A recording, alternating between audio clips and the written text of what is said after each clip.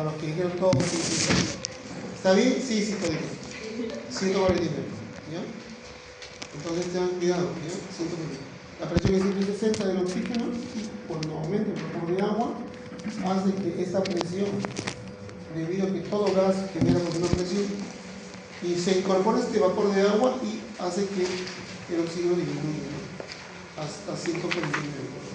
Y esto hace disminuir silencio, y esto hace que se produzca una insuficiencia respiratoria porque disminuye la presión. Cuando nosotros hablamos de insuficiencia respiratoria, cuando se disminuye la presión del oxígeno. Entonces, esto parcialmente puede generar una insuficiencia respiratoria porque se está disminuyendo la presión del oxígeno. Bien, también habíamos hablado de los bronquios, acá está bronquiolos. ¿Desde cuándo? Del 12 al 16. El corte del 12 al 16, ¿no? Bronquiolos. No es al 25, ¿no? Al 25 ya están otras cosas. ¿Ya? Es para que vean que hemos hecho la clase. Miren los bronquiolos a dónde es. Cómo van cambiando eso, ¿no? Estos son bronquiolos respiratorios, ¿sí? Conductos alveolares, hasta el 23, 24, se ven hasta el alveolo. No están antes de la clase. Eso ya hemos hablado, ¿qué más hemos preguntado? Esa pregunta, o sea, todo lo que hemos hecho lo hemos estado preguntando. No estamos preguntando nada rebuscado. Tengan cuidado con esto. Acá vienen varias preguntas de acá. Porque en base a eso, ustedes van a trabajar en su centro de salud, en su posta, qué medicamento le van a dar, si es algo dilatación o si es algo espasmo, ¿no? Eso ya lo hemos visto también. Estamos hablando de la regulación. Y la pregunta que hizo su compañero es, hice la pregunta de esta. ¿Cuándo hablamos que hay suficiencia respiratoria y cuándo hablamos que hay insuficiencia respiratoria? Entonces, si estamos hablando de insuficiencia respiratoria, ¿qué tenemos que medir? ¿Qué tenemos que medir? La presión de oxígeno. Siempre hablamos de insuficiencia. ¿De qué hablamos? De la presión del oxígeno o de la presión de CO2. Pero cuando hablamos de saturación, ¿de qué estamos hablando? De la concentración de oxígeno. No se olviden eso. Una cosa es la presión y otra cosa es la concentración. Entonces decía, ya hemos explicado la clase pasada, pero voy a volver a reiterarlo. Cuando hablamos de insuficiencia respiratoria, cuando primero, ¿dónde medimos? ¿Dónde se mide? En las arterias. Se olvida, se toma una muestra de sangre de las arterias. ¿Cómo es el examen que se mide para medir insuficiencia respiratoria? AGA, ¿no? Entonces, ¿qué medimos y dónde medimos? ¿Qué es lo que se debe medir? La presión de gases, ¿sí? Tanto de oxígeno como de CO2, ¿no? Pero lo que nos interesa más es oxígeno, cuánto es su presión. ¿Y dónde se debe medir? En las arterias, ¿no? ¿Ya? Entonces, la presión, la insuficiencia respiratoria, o sea, si yo tengo un paciente que me lleva con dificultad respiratoria, está esperando en respirar, pero yo quiero saber si está entrando a una insuficiencia respiratoria o tiene todavía insuficiencia respiratoria, entonces tengo que medirlo.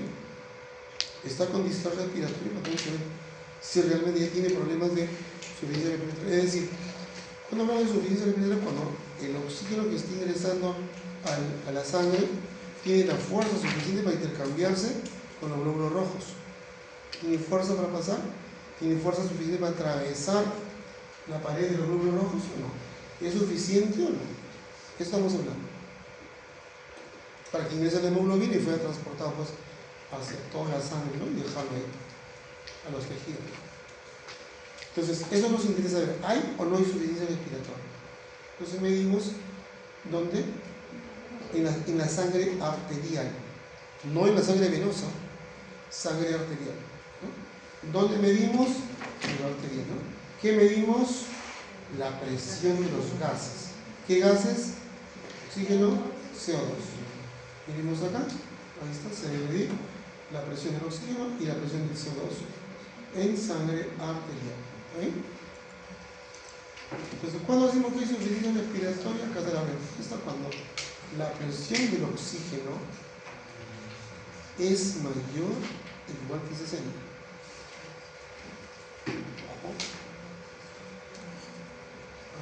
¿Y cuánto? Voy a hacer una pregunta más a ver si alguien sabe. Una pregunta más. A propósito de esto, no sé si alguien más responde.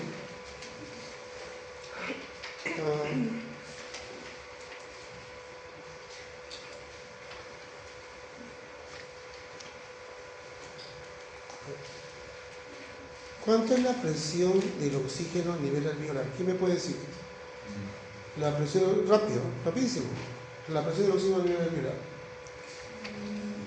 Nadie ha estudiado. Nadie, o sea, si hubiera preguntado, se hubiera jalado. Estudien, chicos, como quiero que estén jalados. Este es un poquito más difícil, este capítulo. Por favor, estudien. No le voy a poner nota a nadie. ¿Cuánto es la presión del oxígeno a nivel del alveolo? 100. Hasta 120. ¿Ya? Sí, con 100 es suficiente, pero hasta 120 pasa normalmente en el alveolo. Que es diferente a la presión del oxígeno del aire, ¿no? Que es 160. Si el vapor de aire aumenta, el vapor de agua aumenta, baja a 149. Son cosas diferentes, ¿no? Muy bien. Pero esta presión no la estoy midiendo en el alveolo. ¿Dónde estoy midiendo esta presión? En la arteria, en la sangre arterial. ¿Cuánto debe tener el oxígeno? Como mínimo 60. Es decir, igual o mayor. ¿Cuánto normalmente sería la presión que debemos encontrar? En una persona común y corriente. 90, 100, 80. Estamos bien ahí. Así se encuentra 100. En la sangre arterial pongamos esa presión. Pero basta que tenga sea mayor o igual que 60 y ya decimos está bien. Con eso garantiza la fuerza del oxígeno para poder pasar al glóbulo rojo y de ahí ser transportado por la hemoglobina, ¿no? Tiene esta fuerza. Y en ello también se incorpora la presión del oxígeno del CO2 que debe ser menos de 50 milímetros de mercurio. ¿Ya? Muy bien, no se olviden esto para hablar de insuficiencia respiratoria. ¿Y cuando hablamos de insuficiencia respiratoria? Aquí mismo, ¿cómo sería? Cuando la presión de oxígeno es menor de 50 y cuando la presión es mayor de 40, ¿no? Vamos a ver así. ¿Y cuándo hablamos de insuficiencia respiratoria? Cuando la presión es menos de 60.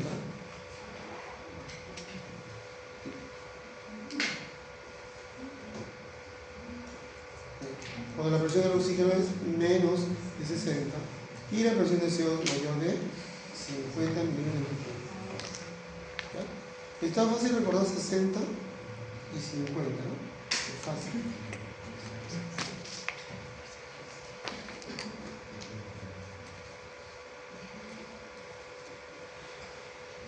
¿Quedó claro hasta ahí?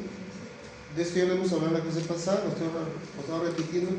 Como estaban ya en el momento de salir, todos esperan por salir ya, no toman interés en la última parte. Es muy importante esto en la unidad de cuidados intensivos, en salas de operaciones, en su paciente del servicio de medicina, en el paciente con emergencia, los pacientes con traumatismo encefalocraniano. O sea, ¿le doy oxígeno ya o todavía no le doy oxígeno? ¿No? Le tomo un AGA. Si el AGA me sale así, tengo que poner oxígeno a presión. No se me muere.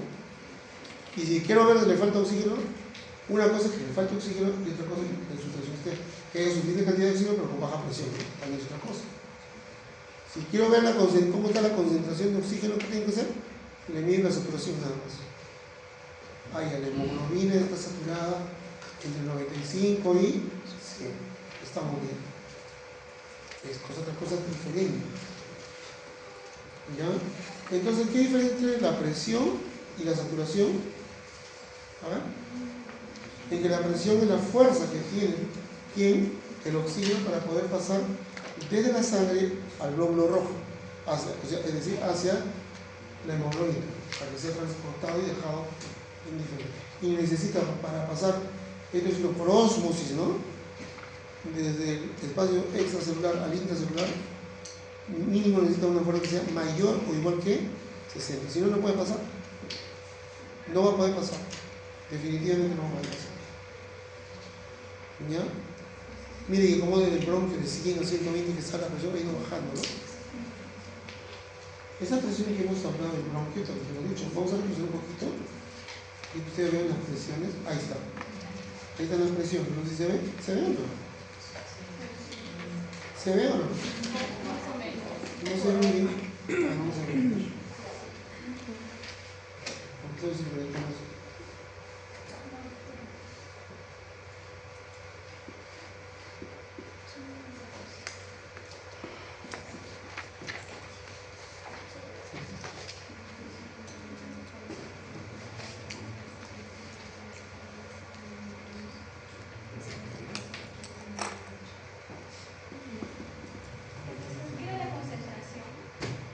¿Cómo?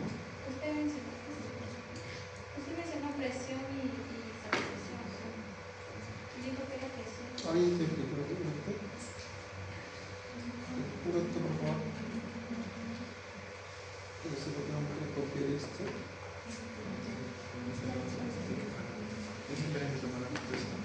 ¿Sí? ¿El príncipe no, sí, en vez de tomar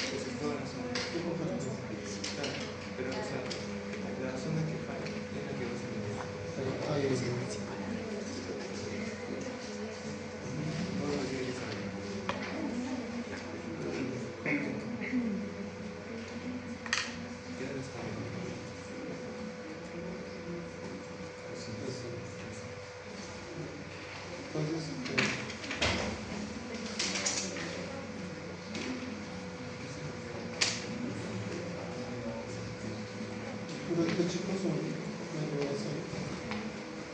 Esto es lo que nos salga para que puedan.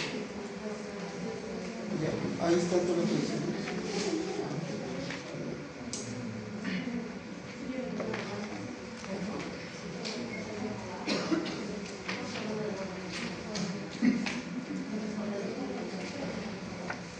Lo voy a aumentar, ¿ya? Como dice que usted no lo ve, ya está. Esta es la presión que hay en el alveolo. Mínimo 100, pero puede llegar hasta 120, lo he dicho, ¿no? Y la presión de CO2 debe ser 40 nada más. Esto acá que estamos viendo acá, esta presión es en la arteria aorta. Arteria aorta, cuando sale del corazón, ¿no? Perdón, de la vena pulmonar, de las venas pulmonares, porque está yendo los pulmones, ¿no? Del alveolo a las venas pulmonares. Esta es la presión, ¿no? A las venas pulmonares. Y también, pues, deriva a la arteria aorta, ¿no? Ahí está. Igual no varía en la arteria aorta hasta llegar a los capilares, ¿no? Cuando ya salen los capilares, a nivel venoso, miren cómo la presión de CO2 cae, 40. Y la presión de CO2 llega a 46. A nivel de la arteria pulmonar, de la arteria que va a entrar al pulmón, 46 para CO2 y 40 para el lado, la presión de oxígeno, 40, bajísimo. Como acá no importa ya el transporte del oxígeno, lo que interesa es este lado, el lado izquierdo, el derecho no tanto, ¿no? Entonces, una vez que llega así, va a llegar al alveolo, se va a intercambiar, ¿no? Un nuevo material con esta presión que viene del aire y nuevamente va a pasar por acá, ¿ya? Entonces, para recordarse es fácil: 100 alveolo, arteria, venas pulmonares y arteria aorta es igual, ¿sí? Son iguales, 96, 40, 96, 40, ¿ya? Ya hasta llegar a los capilares. Ahí están los capilares acá, una que la zona regresa, retorna ya utilizada, que son ya la vena cava inferior, la vena cava superior, ¿no? Esta es su presión. Y cuando llega al corazón del lado derecho, a la aurícula y a los ventrículos del lado derecho, esta es su presión. Y así va a pasar por la arteria pulmonar hasta alcanzar el alveolo. ¿Está bien? ¿Quedó claro? Eso lo habíamos dicho en las clases pasadas, pero sé que no estaban claras. Muy claras están. Entonces, no se olviden la presión en el diálogo. Y hemos hablado que entonces qué es suficiencia y qué es insuficiencia respiratoria.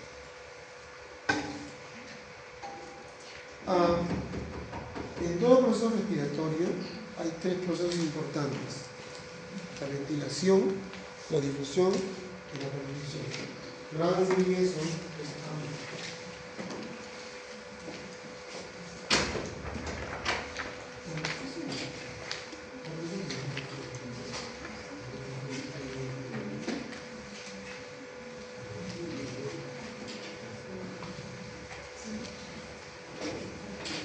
Alguien más ha pedido al final que se esté acompañando. No te olvides, si no se queda así. Bien. Vamos a ver qué significa cada uno de ellos, chicos. ¿A qué se refiere los factores que modifican o están relacionados con el proceso respiratorio? ¿A qué se refiere?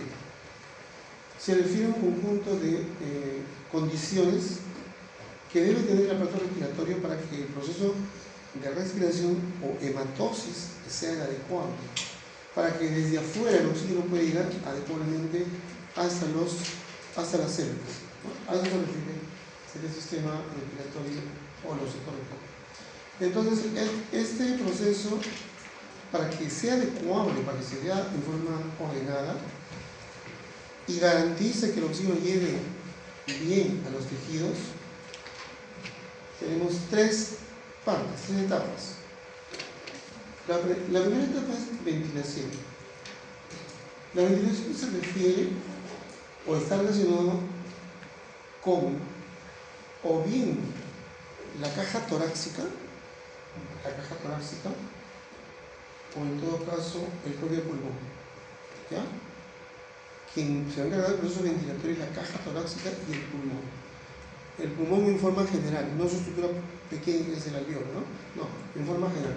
Bronquio, bronquiolo, fosa nasal, etcétera, etcétera. ¿Está bien? ¿Quedó claro? Muy bien. Y más adelante vamos a ver cuáles son los factores que modifican la ventilación.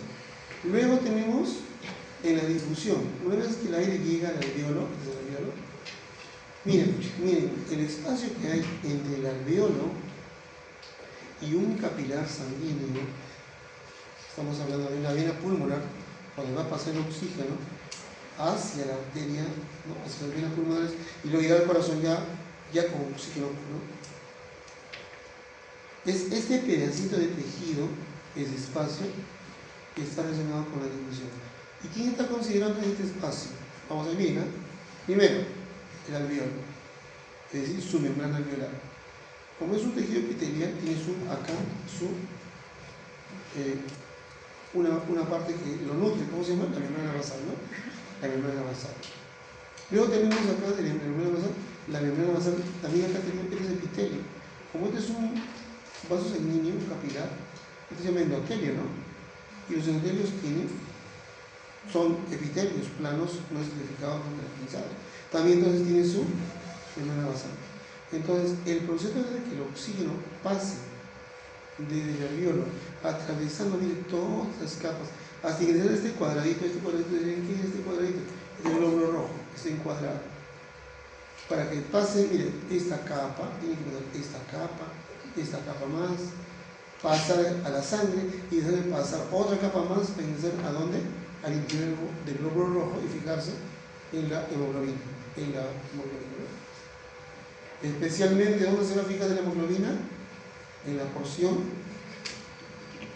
M, uniéndose a los 4 núcleos pirrólicos y formando en ese momento FeO, ¿no? FeO, 2, FeO. ¿Qué es después de eso? Óxido ferroso. ¿No? ¿Ya? Pues hermano bien. Entonces, la difusión solo es este pedazo. Se refiere a este pedazo. Nada, cualquier falla, o si se engruesa esto, o esto está engrosado, va a haber dificultad para el paso. Y eso va a ser un problema de difusión.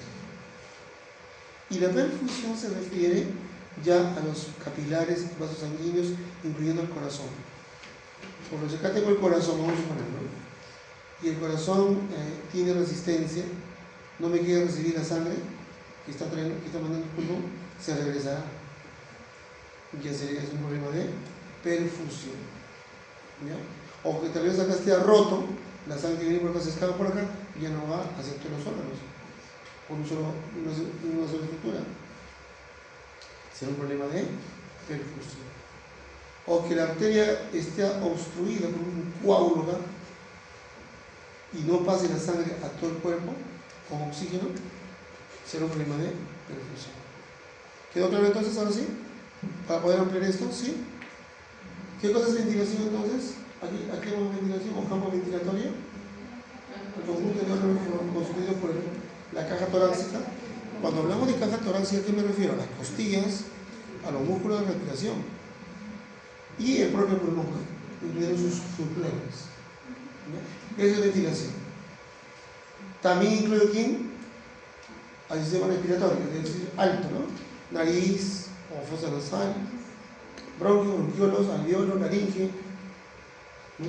Todo eso incluye ventilación.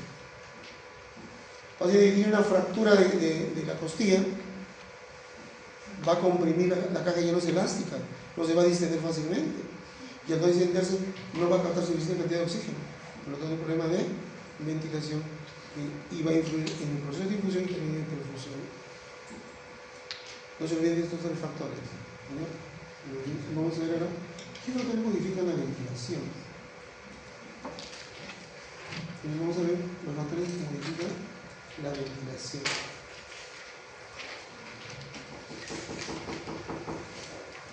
¿Ya?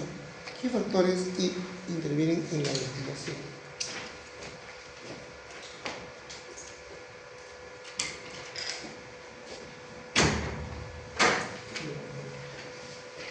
¿Qué factores intervienen? Bien, vamos desde arriba, ¿ya? A ver, la ventilación se inicia ¿dónde? En el bulbo raquídeo, ¿no? A nivel del bulbo raquídeo.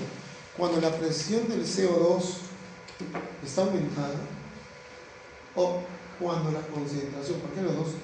De CO2 está aumentada, los quimioreceptores y los nociceptores, quimio significa ver la concentración, la saturación, en otras palabras, y los nociceptores ven la presión del oxígeno, el CO2. Cuando el hipotálamo encuentra los quimioreceptores y nociceptores, que son neuronas, detectan que la presión del oxígeno ha disminuido y que la concentración del CO2 ha aumentado. Eso lo está viendo un quimioreceptor que ve la concentración, ¿no? Entonces, inmediatamente va a hacer uso de las vías eferentes para llevar inmediatamente, se va a liberar acetilcolina, y estos van a ir a vías motoras y van a producir contracción del diafragma. Estas vías motoras están formadas ¿por quién? Por neuronas eferentes. Cuando son aferentes son sensitivas, cuando son aferentes son motoras, neuronas motoras, y se van a comunicar con la médula espinal a niveles cervical 3, 4 y 5, son nervios raquídeos que inervan el nervio frénico y estimularán el proceso respiratorio. ¿Está bien? Pero si el control, por ejemplo, un traumatismo encefalocraniano, así que tiene un accidente de tránsito, se lesiona el hipotálamo, entonces siempre cuando está alterado, la respiración va a tener un proceso ventilatorio. ¿Está bien? Cuando ha habido un traumatismo de columna, los nervios eferentes se han roto, no va a llevar información al diafragma, por lo tanto, está fallando el proceso ventilatorio. Luego estas vías, una vez que llega al diafragma, el diafragma va a contraerse, pero también va a contribuir a la caja torácica en distenderse, ¿no? O bien se distiende o bien se comprime, dependiendo de qué proceso esté. Pero para eso, ¿qué vamos a utilizar? Los músculos respiratorios, ¿no? En la caja torácica. El más importante de todos, ¿cuál es? El diafragma. En segundo lugar, los músculos accesorios del tórax. ¿Cuáles son? Sobre todo hemos dicho los costales, supracostales, infracostales, intercostales, tanto internos, medios como internos, externos, ¿no? Los serratos, mayor, menor y serrato menor, superior, menor, inferior. Son los primeros que van a intervenir. Entonces, si la caja torácica también sufre una lesión, un carro le pasa por encima de la caja torácica, imagínense, se rompen las costillas. ¿Cómo estará el proceso de ventilación? Está alterado. Claro, no va a haber, no se va a poder, este tórax no va a cumplir su función porque está comprimida, ¿no? Tanto nervios como también estructuras musculares. El sistema pleural. El sistema pleural se refiere a las membranas que envuelven el pulmón. Cuando estas membranas del pulmón están afectadas, están edematizadas, están drenando un líquido, sea líquido seroso, líquido purulento, pus, ¿no? Hay una infección pleural. Entonces se va a llenar la cavidad pulmonar de este material y el pulmón no se va a poder distender. Va a ser una falla de proceso ventilatorio, porque sigue una parte aérea. Cuando tenemos problemas de distendibilidad pulmonar, por ejemplo, un tumor en el pulmón, ¿no? Una neumonía hace que el pulmón no se pueda distender adecuadamente. O una perforación pulmonar por una bala también hace que no haya una distensión pulmonar y por lo tanto va a haber un problema únicamente de ventilación. No va a llegar el oxígeno suficiente en el alveolo, va a haber una falla. Finalmente, otro factor que influye en el proceso ventilatorio es la permeabilidad de las vías aéreas. Una persona está comiendo su carne, se atraga, ¿no? Y se queda en la laringe y pasa a la tráquea, pues va a obstruir la vía respiratoria. Todos los sistemas están bien, que falle esto, ¿no? Y si hay un objeto que está obstruyendo, entonces va a alterarse qué cosa? La ventilación. ¿Ya? Son factores que modifican el proceso ventilatorio. Preguntas de examen sobre esto, ¿no? En el problema de difusión, miren, la difusión se va a dar, hemos dicho, en este espacio, ¿no? Entre la membrana alveolar y el glóbulo rojo. Hay un cuadrito acá, encerrado. Miren, el proceso de difusión se va a dar entonces desde la membrana alveolar hasta alcanzar el glóbulo rojo. Estos cuadraditos es el glóbulo rojo. Está en la sangre, ¿no? El negro es la sangre. Y vamos a ver nosotros, en este proceso de difusión, qué problemas podemos encontrar. Miren ustedes acá en esa toma, ahora sí. Miren. El oxígeno para pasar desde el alveolo, este es el alveolo, esta es la sangre, para pasar del alveolo hasta la sangre, que tiene que atravesar las células del epitelio alveolar, o sea, los neumocitos, su membrana basal, ¿no? La membrana basal, más el espacio intersticial, que circula líquidos. Luego, pasar la pared capilar del glóbulo sanguíneo, el endotelio, junto, por supuesto, con su membrana basal que está acá, la mitad de cada uno para cada uno, como son epitelios, sino que solamente a través de las membranas basales. Entonces, tiene la mitad que le corresponde a los neumocitos y la otra mitad le pertenece a los endotelios. Mire, ¿de dónde tiene que pasar? Tiene que pasar esta membrana, esta membrana, esta membrana, esta membrana. Y finalmente, miren, tiene que pasar la pared del eritrocito. Y finalmente llegar a dónde? Aquí. ¿Llegar a dónde? A la hemoglobina. Miren qué largo es su trayecto del glóbulo rojo para pasar.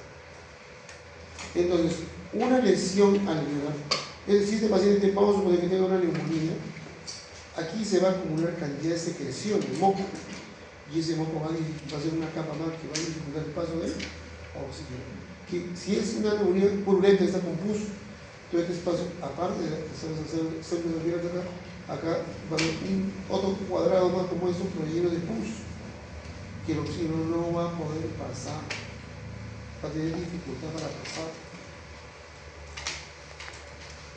Si el paciente se ahoga con líquido, aquí en el espacio intersticial se llena de líquido, como dijimos en un ejemplo, ¿no? La clase pasada. Aquí se llena de líquido, se edematiza esto y el espacio es más ancho entre el neumocito y el arterio es más ancho, en un edema pulmonar. Y por lo tanto también dificultará el paso del oxígeno hacia la hemoglobina. Si hay un trastorno en la pared del glóbulo rojo, si hay un trastorno, igual va a tener dificultad para pasar al glóbulo rojo. ¿Está claro? Bien. Ahora, miren el CO2. El CO2 no tiene que pasar fácilmente el glóbulo rojo. El CO2 se encuentra en la sangre y de la sangre pasa de frente. Muy bien. Escuchen bien lo que les voy a decir. Miren de la difusión, seguimos la difusión. ¿Cómo hace posible que el oxígeno pueda atravesar tantas capas y llegar hasta la hemoglobina? ¿Cómo hace? Lo que le hace pasar al oxígeno, ¿qué cosa es? Su presión. Si tiene presión mayor o igual que 100, va a atravesar todas esas membranas. Entonces, su fuerza que tiene. ¿Escucharon, no? Entonces, quien hace que por aquí pase, les recuerdo que el oxígeno no se diluye en lípidos. El oxígeno, por lo tanto, no puede pasar fácilmente, porque es incompatible con la membrana lipídica que tienen estos. Recuerden que cada uno hay membrana lipoproteica, incluso acá hay proteínas también en la membrana basal, pero también hay lípidos. Y todo eso es un obstáculo tremendo para el oxígeno. Gracias a su presión, el oxígeno puede pasar. Pero para eso su presión tiene que estar adecuada. ¿Como mínimo cuánto es? ¿Como mínimo cuánto es la presión? 60. Como máximo 100, 120, ¿no? Si está en ese rango, ¿va a atravesar o no? Lo va a atravesar. No va a tener problema. No le va a importar que le rechace el neumocito, que le rechace la membrana basal, que le rechace el endoteliocito, no les interesa, no le importa. Pasa igual, porque tiene fuerza, pasa la fuerza. Pero, ¿y el CO2 cómo era? Recuerden que el CO2 tenía su presión 40, ¿no? ¿Cómo con 40 puede pasar por acá? ¿Qué les es posible? Lo que pasa es que el CO2, como tiene carbono, es liposoluble. La velocidad de paso del CO2 es más rápido que el oxígeno. 20 veces más rápido que el CO2, que el oxígeno. ¿Quién es más veloz? El CO2. ¿Pero necesita presión? No. ¿Qué cosa necesita? Compatibilidad. Como es liposoluble, pasa rapidísimo. No encuentra ningún proceso para poder entorpecer su tránsito. Entonces el CO2 pasa. ¿Cuál es la velocidad? 20 veces más difunde que el oxígeno. El oxígeno tiene dificultad para difundirse. Pero el CO2 no. Entonces, ¿quién le ayuda al CO2? ¿Cuál es?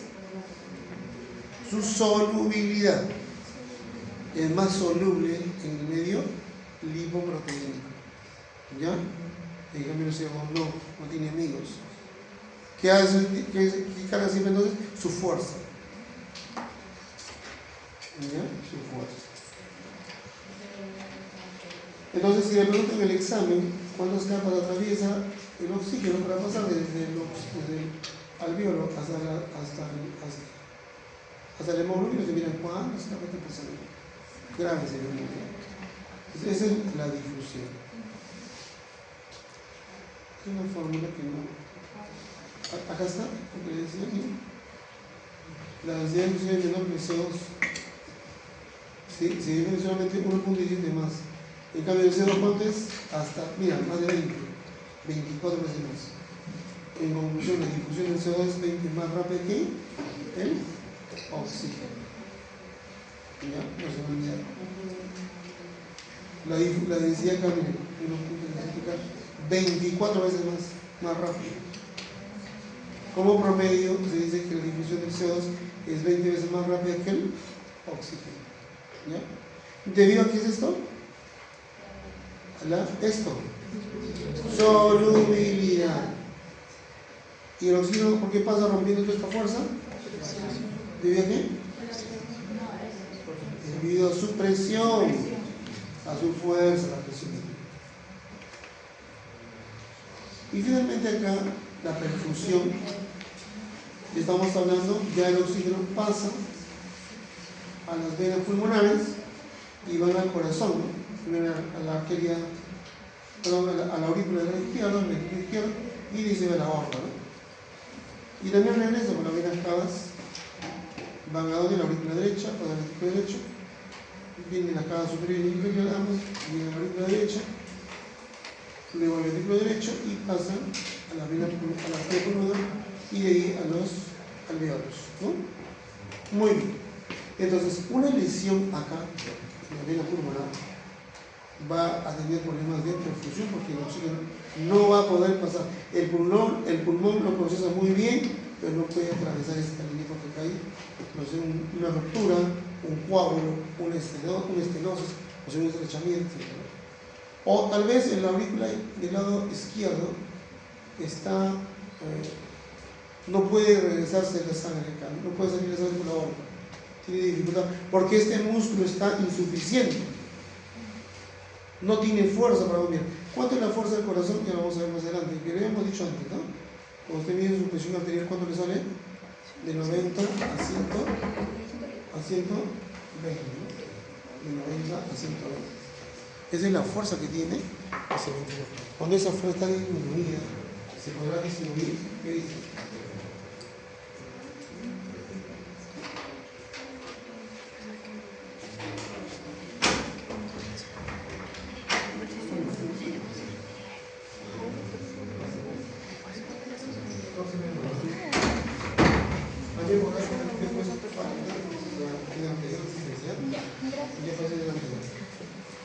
Entonces,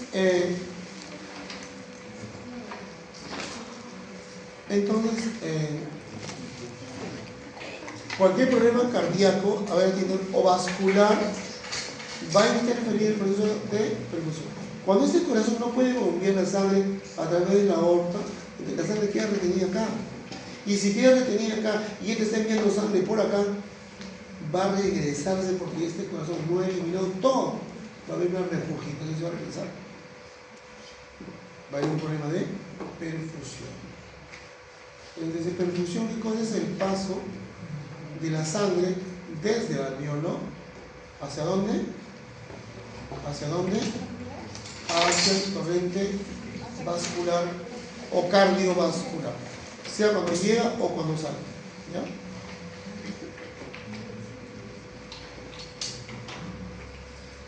Ese es el HDMI que está fallando un ratito.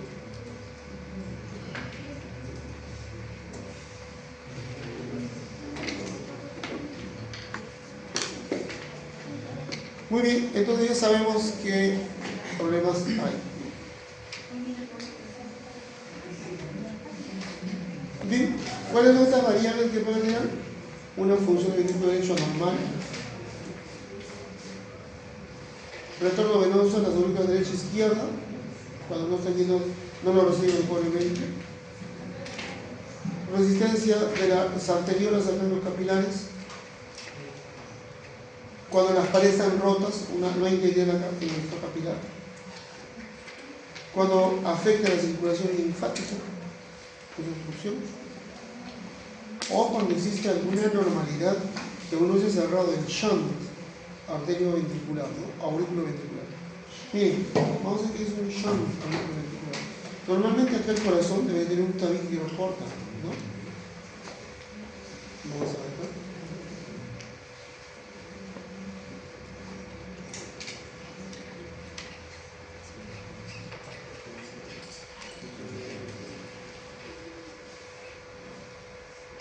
¿Qué cosa es un shunt? Vamos a ver, shunt se escribe de shunt. El corazón es esto, así, miren, tiene un tabique que lo divide en dos, así, y por supuesto eso está hueco, ¿no? Acá están las válvulas. Ahorita vamos a entrar a eso.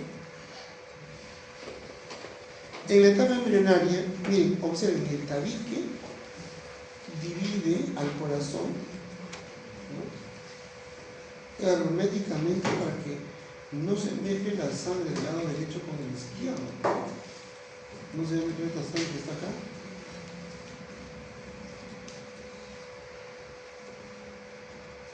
La sangre que hay acá no puede entrar ni en las aurículas ni en los ventrículos, ¿no? No entra, porque este tabique impide. Entonces la sangre arterial no se mezcla con la sangre venosa. Por eso hay un corazón del lado derecho, y un corazón derecho y un corazón izquierdo, ¿no? El corazón del lado izquierdo y el corazón del lado derecho. Entonces decimos que un corazón infundido, ¿no? Corazón doble. Sin embargo, en la etapa embrionaria, ¿qué ocurre? Mira, va a haber una comunicación entre la aurícula y el ventrículo. ¿Así? Se llama conducto interauricular y conducto interventricular o agujero. ¿Cómo es ese agujero? ¿Agujero de qué? Botal. ¿Y el otro?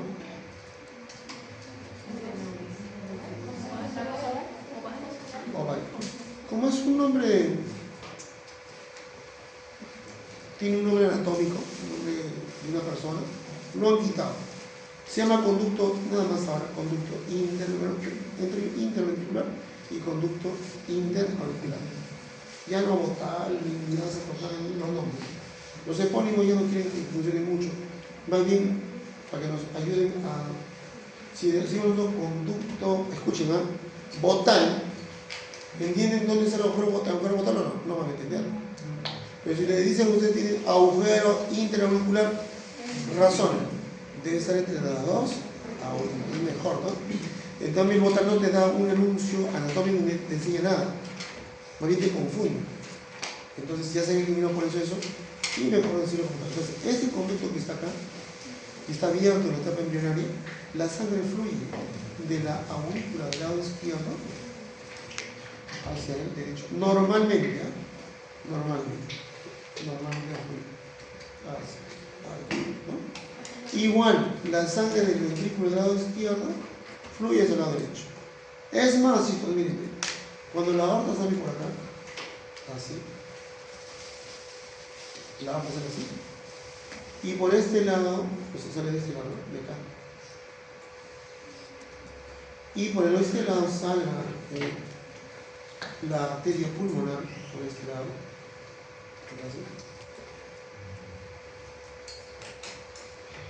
así como se va, por acá, esta es la arteria pulmonar.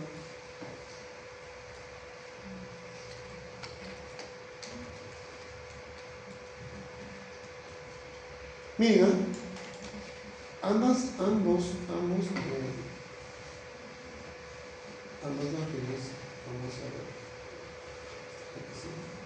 ya no se vería esto, no se ve la arteria nada, ¿no? Incluso ahí, acá hay una comunicación, aquí hay una comunicación entre la arteria y también la vena. Una comunicación. ¿Cómo se llama entonces? Esta acá. Comunicación aurículo o auricular. CIA. Se viene la CIA. Esta acá, comunicación interventricular. Y arriba, comunicación aorto, ¿qué es esto? Pulmonar, normalmente. Pero cuando llega la etapa ya que nace el bebé, inmediatamente se cierran los conductos. Todos los conductos se cierran, todos. Y en algunos casos muy raros, se cierra al mes. Entonces, cuando ustedes escuchan al bebé, lo auscultan su corazón, va a haber un soplo, como esto es un hueco, ¿no? Va a ser dum, se escucha clarito el soplo. Quiere decir que está persistiendo aquí, o sí, o en todo caso, el cabo. Están activos. No nos preocupamos mucho, salvo que sea la fuerza del corazón del lado derecho más poderoso que el izquierdo. Cuando el músculo es más grande, la fuerza puede ser peligrosa y entonces esta sangre que tiene CO2 se pasa donde está la sangre que tiene oxígeno. Entonces cuando circula, va a la aorta, todo el cuerpo está morado. ¿Sí? ¿Por qué se vuelve morado la sangre venosa? Porque es medio verde. Ustedes miran sus venas, se ve media negra, verdosa, ¿no? ¿Sabe por qué no? ¿Y por qué la sangre común que estamos diciendo se ve roja? Lo que pasa es que el color, el hierro que contiene, escuchen bien, el hierro que contiene, cuando la luz ingresa a un vaso arterial, refracta solo el color rojo. O sea, pasa por el prisma, el hierro refracta solamente, absorbe solamente radiación infrarroja. Y por eso que la sangre se ve de qué color? Rojo. Muy bien. Vamos con el carbono. El carbono, y acá está la pirámide de la luz que viene, cuando ingresa, ¿qué hace? No refracta nada, se ve oscuro. Pero como está mezclado con hierro, entonces el hierro refracta por un lado el color rojo y el carbón queda en vacío negro. La mezcla de este negro del carbón, porque este es CO2, ¿saben? Este carbón que está acá, más el hierro, que están juntos transportándose, se mezclan las dos radiaciones, los dos colores, y nos da un color rojo brilloso. ¿Ya? Un rojo brilloso, un rojo oscuro. Y cuando lo vemos en las arterias, lo vemos de qué color. A ver, vamos a verle violeta. ¿Cómo lo vamos a ver violeta? Lo vamos a ver azul. Lo vamos a ver verde. Puede que las venas son de color verde, ¿han visto? ¿No? Algunos son violetas, algunos son verdes. Y algunos ya son negros, ¿no? Quiere decir que la concentración del CO2 es mayor que el hierro, ¿no? Pero ya es más oscuro. Mientras menos concentración de CO2 tenga, esa sangre que está circulando por la vena se va a más claro, ¿no? ¿Ya? Violeta primero será, luego azul y finalmente a verde. ¿Han visto las venas que se ven verdes o no? Sí, ¿no? ¿Qué está pasando? El carbono, como es vacío, es negro, no capta radiación, no puede absorberse. Solo está absorbiendo el hierro, entonces se mezclan ambos colores y nos dan estos colores a la sangre venosa. ¿Ya? Rojo muy intenso, ¿no? Es un rojo vivo, es un rojo oscuro, ¿no? ¿Ya? O violeta, azul o verde.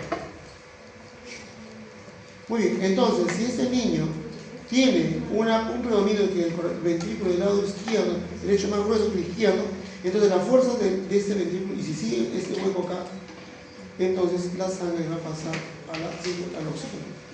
Y va a circular entonces por la arteria aorta que va por acá. Entra por acá, así.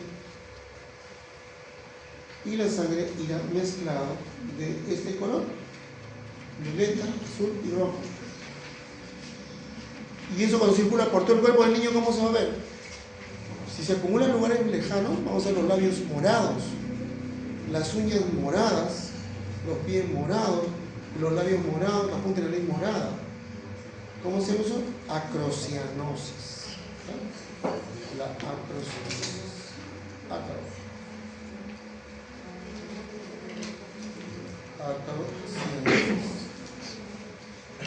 ¿Qué significa eso? Acrocianosis significa que tiene un color oscuro en la parte más alejada del cuerpo. Incluso la oreja, el pabellón auricular, ¿no? Se ve medio morado, violeta, violáceo, ¿no? Cuando la concentración es poco, pero cuando la fuerza es mucho mayor y pasa más cantidad de CO2 al corazón del lado izquierdo, entonces ya habla de cianosis. Cianosis significa que todo el cuerpo en línea y medio a su lado, ¿no? Los reyes de Inglaterra sufrían de cianosis, que decía que había persistencia en los conductos y decían que tiene la sangre azul. Gente noble que tiene sangre azul. Así se decía ellos, ¿no? Porque nadie tenía, más que ellos no tenían. Y para ellos era grande, pero todos morían jóvenes por problema cardíaco, cardiovascular. Se morían. La sangre azul. Entonces, en un tiempo estaba de moda en Inglaterra y nadie tenía esa sangre, por supuesto que iba a tener, porque estaba fregado el corazón. Pero no, porque estaba bien. Porque la sangre azul es la sangre mala, ¿no? Ahora, ¿qué se hace, chicos, actualmente? Se hace lo siguiente. Cuando hay acrocianosis, se espera todavía unos 30 días desde que ha nacido para cerrar. Si persiste más de 30 días, hay que hacer la operación de cerrar nuestros agujeros. Ese agujero que también pasa sangre, ojo, recuerden que esta arteria pulmonar trae ¿qué cosa? Sangre con CO2, acuérdense. Viene del ventrículo acá, ¿no? Viene así. Y puede pasar a la aorta, ¿no? Entonces, ¿por qué no ocurre eso? ¿Qué se hace? Hay dos formas de cómo cerrar ese agujero, ese conducto arterio-pulmonar. Algunos llaman fístula auriculoventricular, FAP también lo llaman. ¿Qué hacen actualmente? Hay un medicamento que se descubrió que se llama indometacina. Que la indometacina es un medicamento antiinflamatorio. ¿Estás llevando fármaco? Sí, ¿no? ¿No llevan fármaco ustedes? No, o sea, sí, pero todavía no. Sí, pero no. Sí, pero sí. La indometacina es un antiinflamatorio, así como el ibuprofeno, el sulindam, como el ketoprofeno, diclofenaco, naproxeno. Igual este es este medicamento. Entonces se demostró que este medicamento, este fármaco, que es antiinflamatorio, como vuelvo a repetir, permite que se cierre esto en forma prematura rápida. Al recién nacido se le da, ¿no? Ya, durante casi 30 días. ¿Ya? ¿Cómo se llama el medicamento? Lo voy a preguntar en su examen, ¿no? Indometacina. Es un antiinflamatorio, es un AINE. Pero tiene el efecto importante de estimular el cierre, no del CIA ni el SIP, sino del CAP o FAP.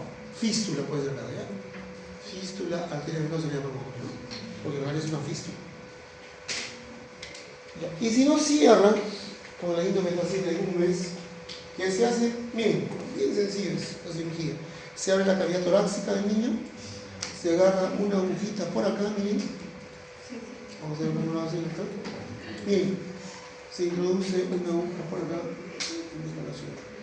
Bien, como acá está la comunicación, se introduce una aguja por acá, para atrás, con su hilo, por supuesto, y se saca por acá la aguja, así.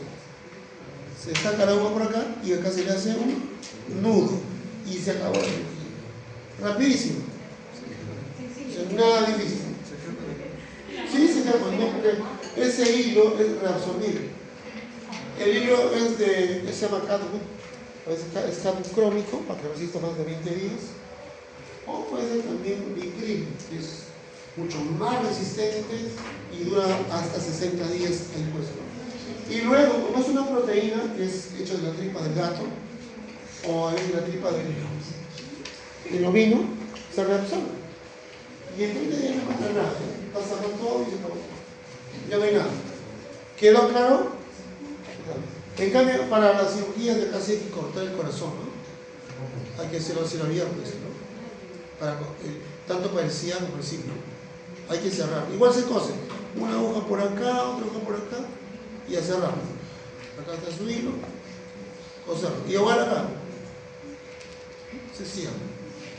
Cuando aparece. ¿Por qué? Porque ese niño tiene problemas. Ese niño no va a crecer, ¿no? Ese niño que tenga el SIA o SIP se da cuenta que cuando viene la consulta, los 500 gramos que debería aumentar no ha aumentado, sigue flaco. Nació con 3 kilos, ahora sigue pesando 3 kilos, incluso 2 kilos 900. ¿Pero por qué?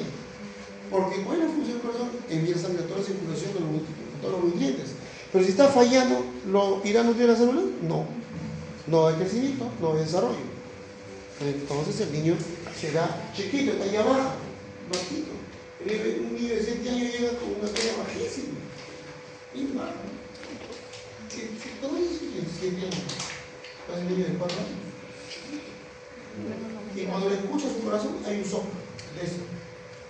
No de los puróndulos y todo eso, nada. ¿Por qué se queda entonces enano? Porque hay deficiencia nutricional, porque el corazón no está trabajando como debe ser. Todo problemita que estamos hablando trae problemas en la ¿en qué? En la perfusión pulmonar. ¿Ya? Alguien sabe entonces, porque estamos refiriendo, ¿no? Aquí. Cualquier problema que haya acá en el corazón, sea derecho o izquierdo, este es shunt. ¿Qué cosa es un shunt? La idea de cada de shunt. Shunt es la comunicación anormal, ya sea entre la aurícula y el ventrículo, entre la aurícula y la aurícula, o entre el ventrículo y el ventrículo, o entre la arteria pulmonar y la arteria aorta. Shunt se lee shunt, es su palabra en inglés, shunt, auricular ventricular, ¿no? O sea, auricular o interauricular, shunt interauricular o shunt interventricular. Sí. A ver, Reyes, repítelo. A ver, El grado de shunt es la comunicación anormal entre la aurícula o ventrículo, o el ventrículo y la aurícula. Aurícula, ventrículo, ¿no? Sí.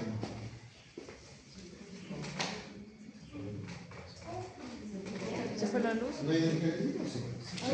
Sí.